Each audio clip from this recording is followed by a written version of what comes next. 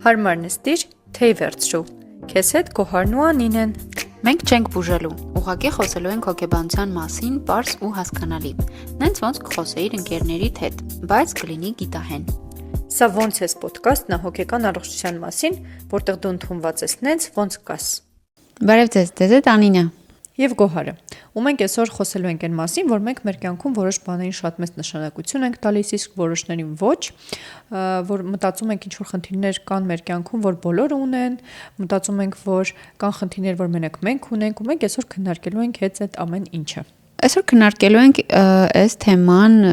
ու փորձելու ենք հասկանալ, թե ինչը այս ամբողջից կարա լինի խնդիր, ինչը կարա լինի նորմալ, ոնց են սոցցանցերը մեզ պատկերացում տալիս այդ ամենի մասին,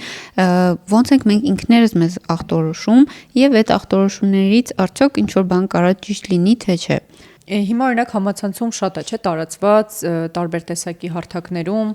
մարդիկ խոսում են հոգեկան առողջության մասին, խնդիրների մասին, օրինակ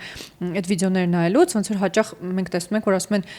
եթե դու ունես այս սիմպտոմները, ուրեմն քո մոտ հավանաբար դեպրեսիա է։ Ու այնտեղ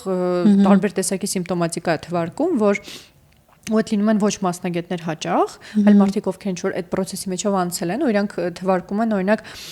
դեպրեսիայի ինչ-որ նշաններ, հա, ու այդ լինում են հաճախ նես նշաններ, որ կարա ոնց որ մարդը, որ չունի դեպրեսիա, ունենա այդ նշանները, այսինքն ամեն մեկը իր փորձով կարա կիսվի,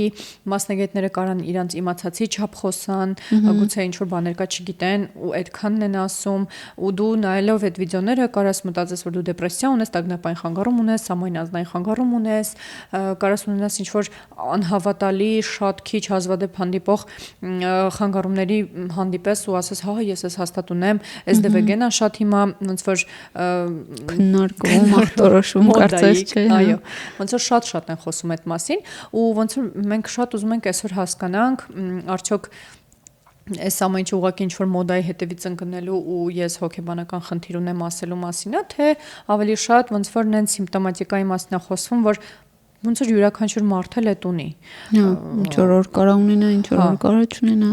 սեզոնից կախված։ Այո, ասենք շատերը դեպրեսիայի մասին հենց եթե խոսանք, ոնց որ պերիոդիկ տխրություն են ունենում, մտածում են, որ եթե սիմպտոմները համապատասխանում, հա, ես հավես չունեմ, տխուր եմ, ուրեմն հաստատ դեպրեսիայի մեջ եմ։ Բայց այս այն մասին չի, որ եթե դու մտածել ես, որ դեպրեսիայի մեջ ես, ուրեմն դեպրեսիայի մեջ չես։ Այս այն մասն է, որ հա, գուցե, բայց մեզ պետքա ճշտումը։ Հա, կամ օրինակ OCD-ն, ՕԿԽ-ն, օբսեսիվ կոմպուլսիվ խանգարման, երբ որ մտածում են, որ չգիտեմ, եթե իրերը սիրում ես դասավորել իրենց հատուկ ձևով, ուրեմն անպայման ունես շատ սուր արտահայտված ՕԿԽ, բայց իրականում դա շատ ավելի բարդ ախտորոշում է, շատ ավելի բարդ է ախտորոշել ու բավականին լուրջ ազդում է կյանքի որակի վրա, ինչքանով որ տեղյակ եմ, քան ուղղակի իրերը իրենց տեղում դասավորելու ինչ որ տենց սովորություն ունենալը։ Դրա հետ կապված շատերը ոնց որ տան մաքրության համար են մտածում, որ իրանք ունեն այդ խնդիրը կամ ոնց որ ինչ որ բաներ մաս մենք գիտենք այդ խնդիրներից, ասում ենք, հա, եթե ես չեմ, ես տունը սիրում եմ հավաքեմ, կամ ինձ այդ հաճույքա պարգևում, կամ ես տունը սիրում եմ հավաքեմ ու դասավորում շորս նույն գույներով, ուրեմն հաստատ ունեմ։ Բայց օրինակ մենք բաց ենք թողում այդ ամենի մեջ օրինակ ռիտուալները, որ եթե ես այդ չանեմ, ինչ կլինի իմ հետ, օրինակ։ Կպչուն մտքեր դրանից հետո կող։ Ու երևի քչերը գիտեն, հիմա ինչ որ sense փորձեմ հիշեմ, բայց հետազոտություն է անցկացվել, թե օրինակ ինչքան մարդա մտածում են մասին, արդյոք արդյոք անջատելա տնից դուրս գալուց թե չէ, այդ կարա լինի սիմպտոմատիկայի մեջ, օբսեսիվ կոմպուլսիվ խանգարման, բայց նաև կարաս չունենաս ու էդի մտածես անդադ այնքան որ քեզ դա հանգիստ չտա այդ օրվա ընթացքում, բայց գրեթե այդ հետազոտությունը անցած մարդկանց 70% ունենում է այդ մտքերը, ու այդ նորմալ է։ Ես օրինակ երբեք չեմ ունեցել դրանց մտքեր։ Ես չեմ ունեցել։ Հետաքրքիր, եթե ոնց որ մի տագնապայնություն էլ ունես, բայց ունեմ, բայց արցուկի գազի ջրի վերաբերյալ չեմ մտածել երբեք։ Կամ մարդիկ ովքեր շատ արտահայտված ունեն ու այդ բացարձակ խնդրի մասին չի խոսում։ Ու ոնց որ պրոստը եթե դու նկարում ես այդ պահին, որ հա անջատել ես արդյոք կամ վիդեո ես անում, որ հանում ես, ու այդքես հանգստացնում, ուրեմն շատ օքեյ է։ Հա, ինչ մեթոդ ես գտել, որ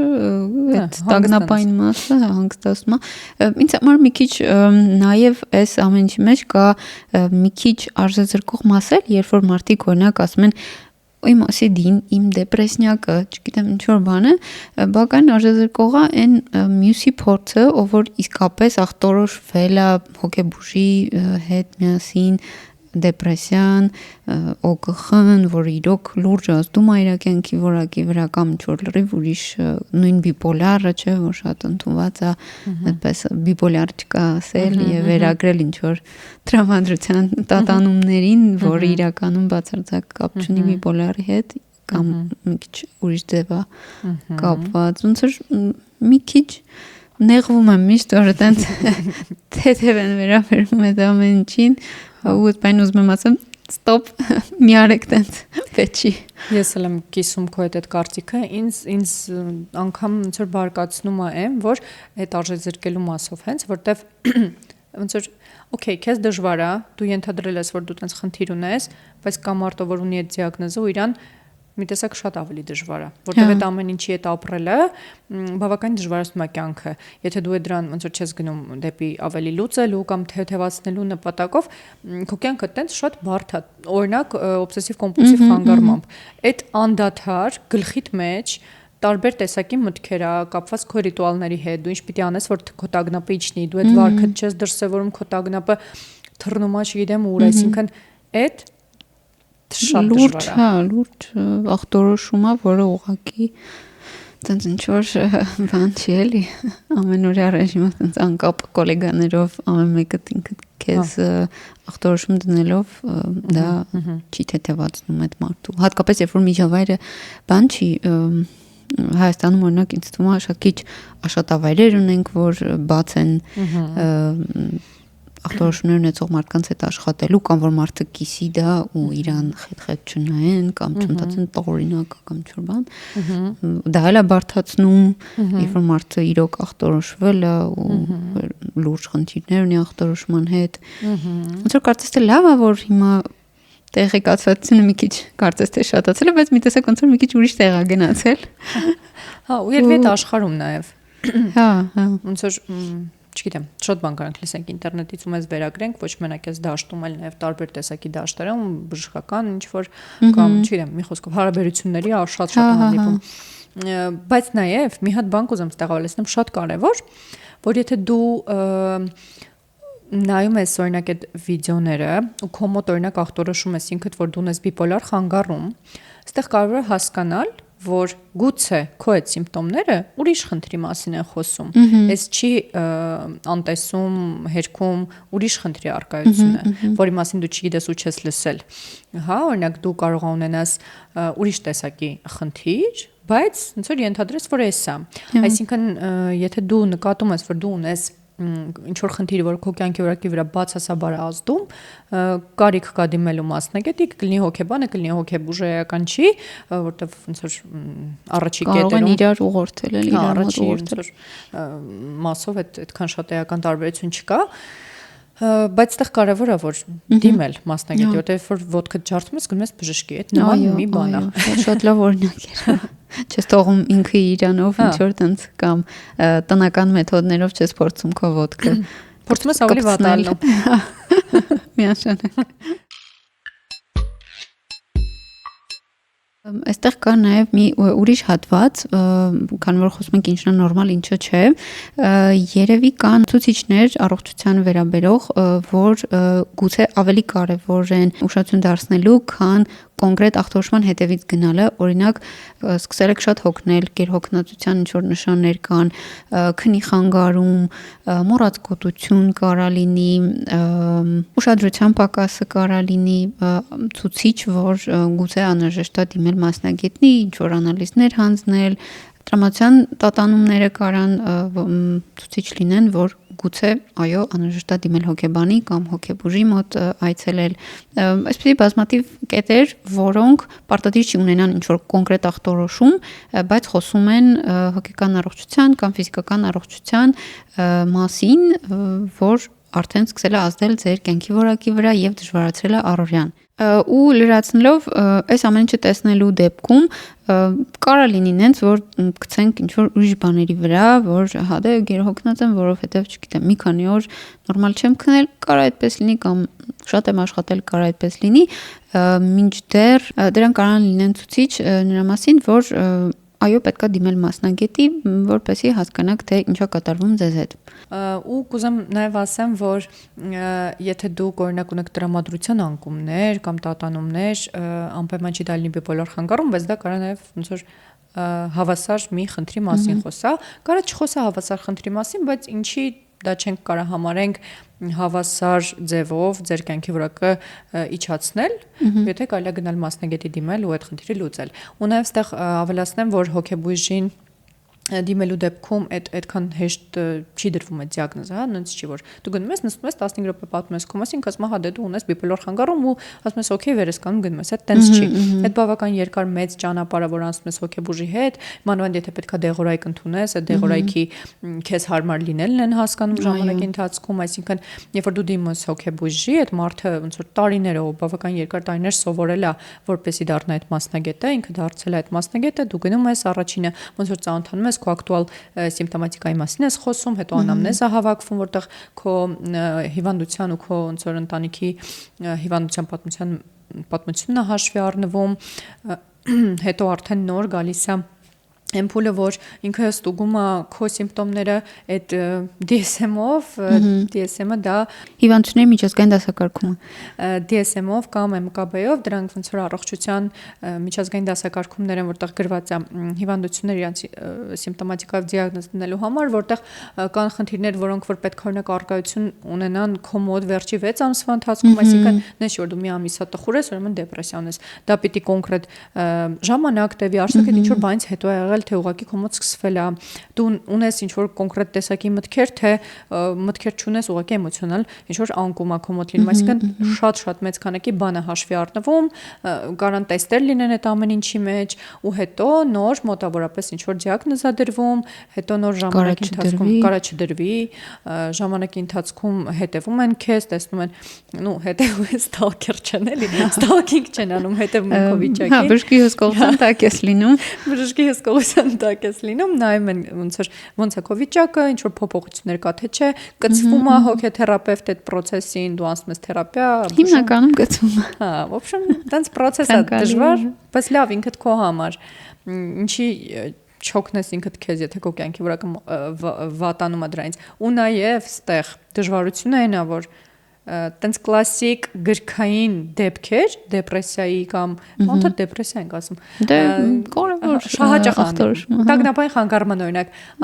գրքային կլասիկ դեպքեր քիչ է լինում։ Այսինքն իրանք լինում են հիմնականում ձեր կոչմա կոմորբիդ խանգարումներ զուգակցվող ուրիշ բաների հետ, որ մեկի սիմպտոմատիկան մյուսին ոնց որ խանգարում է, դու չես հասկանում այդ դրանից է թե նրանից է, հետո ոնց որ շատ դժվար process է, տենց հեշտ չէ լի TikTok-ի վիդեո կամ YouTube-ի վիդեո, ինչ որ բանի վիդեո նայելով, ոնց որ ասես հայ դա, բայց էլի եմ ասում, այս չի խոսում այն մասին, որ բացառում ենք, որ դու ունես այդ դեպրեսիան, եթե դու տենց մտածել ես, կարա լինի էդի։ Ուղղակի ցանկալի է մասնագետի հետ դա բարձել, քննարկել եւ ստանալ մասնագիտական օգնություն եւ ոչ TikTok-յան կամ Instagram-յան։ Այո, հարևանյան, ընկերյան եւ ընտանեկան, հա, եթե դու ուզում ես կլինիկական դիագնոզ, պետքա գնալ։ Ու նաեւ մի բան էլ հավելեմ այստեղ, որ եթե էլի վերադառնանք դեպրեսիային, այդ ոնց որ պրոստը դեպրեսիվ խանգարում չի։ Ինքը ունի տարբեր տեսակներ, ոնց որ օրինակ կլինիկական դեպրեսիան շատ ծանր է ու դա հավանաբար հեշտ կախտորոշվի, որովհետեւ այդ մարդը եթե ունի կլինիկական դեպրեսիա, մեծ հավանականությամբ ինքը պիտի գնա ոնց որ դեղորայքը ստանա հիվանդանոցում ոչ թե մասնավոր կենտրոնից, կամ իր առօրյան դժվար կանա ապրի, բայց կան ուրիշ տեսակներ, որ համարդ օրինակ կոչվում է անգլերեն կարող ասեմ high functioning depression, որ դու ասենք կարող դաժե չնկատես, որ դու ունես դեպրեսիա, որտեվ դու շատ ֆունկցիոնալ ես, դու ոնց որ անդադ քո կյանքն ես ապրում, շատ ակտիվ ես, ու դրանք տարբերակելու հասկանալու իրենց մոտեցումները հասկանալու համար մեզ պետք է գնալ հոգեբուժի ու այդ դիագնոզը հասկանալ։ Այստեղ երևի այդ high functioning-ի մասով այս դեպքում կարա Instagram-ան այդ վիդեոները ձեզ օրինակ լինեն այն իմաստով, որ շատ կան տենց վիդեոներ, չէ, դերասանների մասով, որ օրինակ ինքնասպանություն են գործել կամ հայտնի է դարձել, որ դեպրեսիա ունեն, բայց իրանք էլ դեպրեսիվ փուլում բավականին բարդ ինչ որ դերեր են խաղացել, Օսկարյան ինչ որ դերակատարումներ են ունեցել, կարծում եմ դա երևի այդ արդեն high functioning-ի մասին է, էլի մասնագետ չեմ ախտորոշի չեմ իմանա, Հավանաբար, բայց այն ինչ որ դեպքում դա կարող լինի, որ եթե մարդը պարտադիր չի, որ միանգամից հասկանալի լինի, բայց դա կարևոր է դիմել մասնագետի։ Ինքնախտորոշման մասին կուզեի մի մտքով կիսվել, որ ինձ համար շատ հետաքրքիր հնչեց,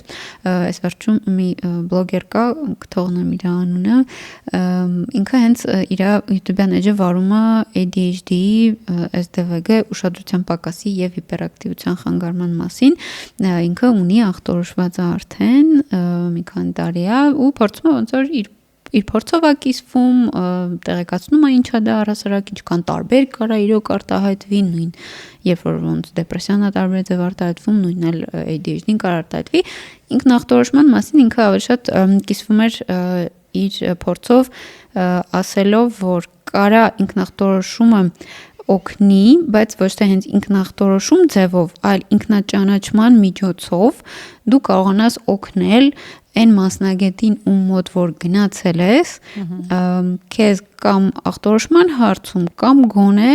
մի քիչ ավելի ժամանակը խնայելու այն իմաստով, որ դու արդեն ինչ որ չափով քեզնից տեղյակ ես, նկատում ես արդեն ինչ որ գծեր, պահվածք, տրամադրության հետ կապված, կոպիտ ասած, ոնց որ դու արդեն քո անամնեզը հավաքում ես քո կյանքի ընթացքում, գրառումներ ես անում քեզ մոտ, որպեսզի մասնագետի մոտ գնալով իր հարցերին կարողանաս պատասխանել կամ ինքդ էլ կիսվել դրա մասին, ոնց որ ինքը ինքնախտորոշումը որ շատ դրան էր վերագրում, որ դա կարող ինչ որ չափով օգնի եւ քեզ եւ մասնագետին,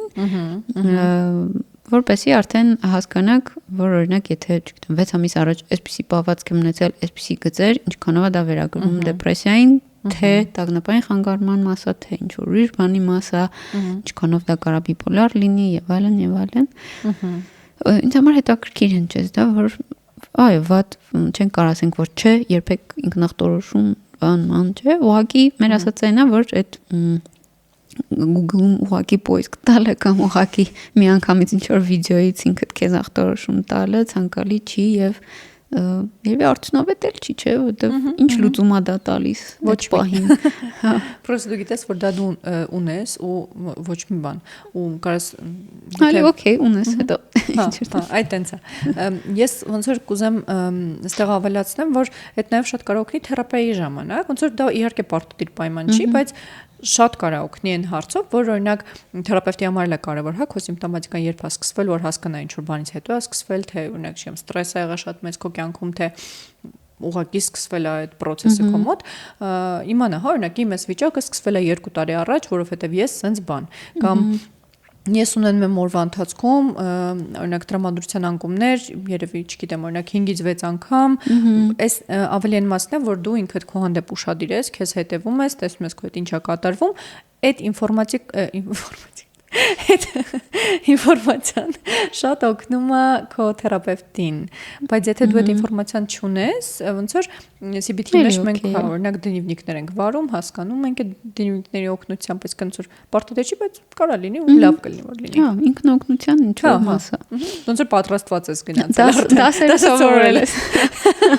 Հա, որի տենց է։ Հա, լավ է, ինչ է, ված չի։ Ինչ որ հատկապես ով որ ունի գերազանցքի սինդրոմ, շատ լավ։ Կամ կոնտրոլի թեմաներ ունի ինչ որ ինքսը պատրաստված կգնա։ Իմ ընկերուհին շատ ունի այդ սինդրոմը, մենք այդ մասին խոսում չեմ իհարկե երևի դեմ չի որ այս մասին պատմեմ, բայց ինքը միշտ պատրաստ գնացել է իր CBT վարժությունները արած իր թերապեին ու շատ թույն է հավասար, որովհետև այդ մոտեցումը քեզ շատ օգնում է ոնց որ գնալ դեպի healing-ին, որովհետև այդ ոնց որ եթե քեզ թերապևտը ասում է այս բաները կանես որ sense լինի, նես լինի, ու դու դա անում ես, ոնց որ քո թերապևտն ավելի արդյունավետ է։ Ճանապարհ արդեն գծվում է, էլի, այտենց անցան նույն տեղը չեք բանանում։ Այդ մի շաբաթը մի ժամը չի, այլ հենց այդ օբշի մի շաբաթը դու ոնց որ նվիրում ես քեզ, քո համար, ու այդ շատ հավես է։ Ինչպես ասում ենք, process-ի մասին է։ Այո։ Գոհար, իսկ ինչը կարա օրինակ խոսի նրա մասին, որ մենք ունենք խնդիրներ եւ չսպասենք այնքան, մինչեւ որ գա պահը, երբ որ արդեն պետքա դիմել հոգեբուժի, ինչը էլի օքեյ է, ված չի, բայց օրինակ նկատենք ավելի շուտ եւ դիմենք օրինակ հոգեբանի։ Կան տենց շատ են, երևի մի քանիս այսօր թվենք, որ ոնց որ հիմա ինչ որ խնդիր է, որ մենք այդքան չենք նկատի, որ խնդիր է, որտեվ գուցե մենք խնդիր համարում ենք ավելի լուրջ բաները, այս այդքան մեզ լուրջ չթվա, բայց ինքը կարևոր է, որովհետեւ եթե դու դրան ուշադրություն չդարձնես, այդ քո կյանքի որակը բավականին իջացնելու է։ Օրինակ կարամ առաջին ասեմ, որ եթե դու կողակից ունես ու փորձում ես անդադ իրան հարմարվես, փորձում ես նենց անես, որ իրան հարմար լինի, իր կարծիքը շատ կարևորում ես, քեզ ուշադրություն այդքան չես դարձնում, հա, ոնց որ քո կյանքը ըստ իր կյանքի ես դասավորում, որովհետև ինքը կբարկանա, կտխրի, կնեղանա, ինչ որ տարբեր բաներ, կամ թեկուզ կողակից չէ, յուրաքանչյուր մարդ մեր կյանքում, ով էլ որ լինի, հա, ու դու ըստ այդ մարդու հարմարության ես քո կյանքը դասավորում, սա բերելու է հետագայում խնդիրների, այսինքն սենց ասեմ, այս այն մասին չի, որ ինչ որ բաները մենք խնդիր ենք անվանում, այս այն մասն է, որ եթե դու ինչ որ բան քո կյանքում կատարում ես, որ քեզ այդքան էլ օքեյ չի, բայց դու չես հասկանում ինչը, բայց օրինակ սենց վարք ունես, կարա այդ լինի, ու կարելի է դիմել հոգեբանի այդ թեմայի հետ կապված, բայց եթե դու տենց ես ապրում, ու քեզ լրիվ օքեյ է, դու ոչ մի խնդիր չունես, ոչ ֆիզիկական խնդիրների ա դա բերում, ոչ դու շատ գոհ ու օքեյ ես քո կյանքից, դա մենք չենք կարող խնդիր համարենք։ Բայց եթե օքեյ չես, խնդիրներ զգում ես, որ մի բան այն չի, կուզեիր ուրիշ ձև, հա, երևի։ Կուզեիր տենց չէ, այլ մի քիչ այսպես կամ ինքնակնդատություն բավականին մեծ է, երբ որ ունես այդ վարքը, ուզում ես փոխել, բայց չգիտես ոնց, ու էլի բախվում ես նրան, որ կարող է էլի բարկանան, կամ խնդիր ունես էմոցիաները արտահայտելու առհասարակ, երևի դա դրա հետ էլ է կապված։ Շատ բանի հետ կարող կապված լինի։ Կամ տագնապներ դեն շատ, սոցիալական տագնապը դա բարձրանում, երբ որ օրինակ օգտվում ես տրանսպորտից։ Բայց օրինակ եթե դու ասում ես, ես գիտեմ, ես նենց եմ անում, որ իրան հարմար լինի, ես լավ է, իրան լավ է, ինձ լավ է, վсё։ Ուրեմն վсё։ Հա, մեզ այդպես հեշտ է, մենք ընտրել ենք, որ այս ինչ կետում, այսպես ենք անում, որտեղ ինձ մոտ չգիտեմ, սա հեշտ է ստացվում, իրա մոտ այս մի մասը չէ։ Կարևորը քննարկելն է զույգում, իրար հասկանալը, ընդունելը ու ոնց որ այստեղ կապ չունի էլի, ոնց որ չեն կարող ասենք, այս բաները հաստատ վատ են։ Ну հաստատ վատ է, եթե քեզ օրինակ ծեծում են տանը, իհարկե։ Այո, բռնությունը միշտ վատ է։ Բայց եթե դրա մասին չենք շուտ ծայրահեղական բաների, առօրյա բաների մասին ենք, ծուր օքեյ, ոնց ձեզ է հարմար։ Պայմանավորվելու վրա է։ Շատ։ Դիվանագիտական չէ, բանա փոխանցում։ Քննարկել խոսալ է լավ է։ Կամ օրինակ կարամ ասեմ,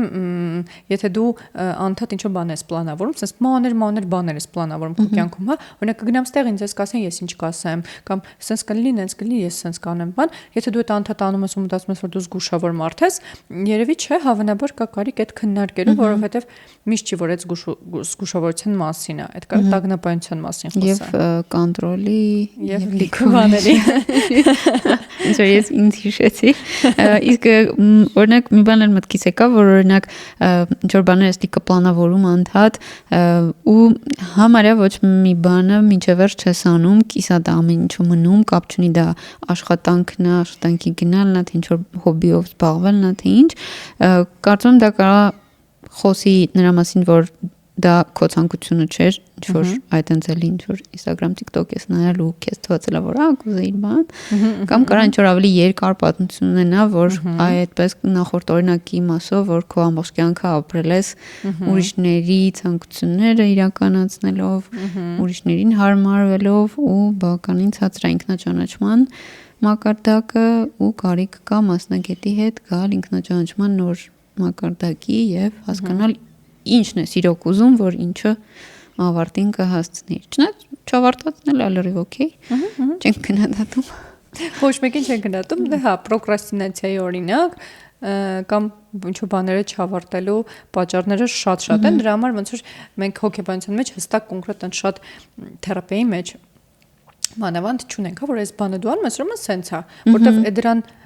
Հա, դա շատ կտրուկ չի էլի։ Դեպի տեղ տանող լիքը ճանապարհներ կա, օրինակ, չգիտեմ, վախը, որ դու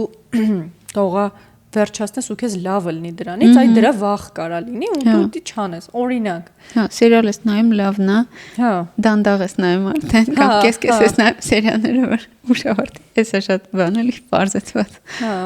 կարա լինի։ Կամ օրինակ համով ուտելիքից ես ունեմ միշտ այնպես։ Ջեր եթե մի քանի տեսակի ուտելիք այն ամենահամովը վերջում եմ ուտում։ Ես լավ տենց անում։ Տենց աշուշենյան մնա հաճելի։ Այդ է հավեսա։ Մի հատ կարևորն էլ ավելացնեմ, որ եթե դու ինչ որ պահից սկսում ես ընկերներիդ հետ քիչ շփվել, ընտանիքիդ հետ քիչ շփվել, փակվում ես քո մեջ ու մտածում ես, որ ես ուղղակի հիմա հոգնած եմ, ժամանակ չունեմ եւ այլն, կարա նաեւ լինի հոգնած ես ժամանակ չունես, բայց նաեւ կարա լինի ինչ որ սկսվող դեպրեսիայի մասին։ Հա, երկարտևի։ Հա, մենակությունը, այդ առանձնացումը, այդ որ քեզ սկսում է դուր գալ, ինչ որ կարա շատ լավ լինի ինքնաճանաչման, ինչ որ փուլի մեջ ես եւ այլն, կարա շատ վատ լինի, որ դու գնում ես մի քիչ ավելի դժվար էմոցիաների ոնց որ ջում կարևոր է էլի հասկանալ ինչա կատարվում։ Այո։ Ու կարևոր է հասկանալ ինչն է ձեզ համար նորմալ, ինչն է խնդիր արդեն եւ որ մասնագետին է պետք դիմել արդեն։ Կարևոր ինքնաճանաչումն է առհասարակ մեր կյանքում բոլոր իրավիճակներում ընտրեք դա։ Այո, լրիվ համաձայն եմ։ Երբ ես քան այսօր շտապում եմ կներեք։ Ֆրազա։ Հա, всё, ինձ թվում է всё։ Ց